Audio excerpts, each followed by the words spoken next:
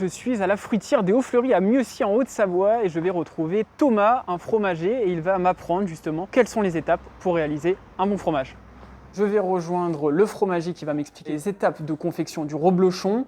J'ai dû me mettre une charlotte, bien sûr une blouse et les surchaussures pour pouvoir rentrer dans l'atelier. Je vais vous présenter la fabrication du reblochon. Une journée, pour nous, c'est 5 heures du matin. Ça démarre par le remplissage des cuves, donc du lait qui a été ramassé la veille chez nos producteurs, principalement sur la commune de Mieuxy. Tout s'enchaîne ensuite, étape par étape. L'étape où on va mettre nos petites pastilles.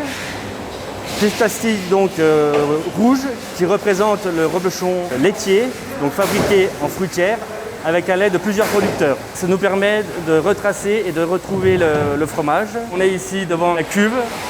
Donc sous la cuve, il y a un tuyau qui pompe le caillé. Et ce caillé va être envoyé dans la mouleuse qui est derrière. Le caillé arrive dans cette machine qu'on appelle une mouleuse. Il y a un système de pré-pressage pour enlever un maximum sérum dans le fromage, afin d'obtenir un fromage qui soit égoutté. Une fois installés dans leur moule, les fromages vont rester juste ici pendant 1h30 en stockage. Là, on quitte la salle de fabrication et on descend pour aller à la salle de saumurage.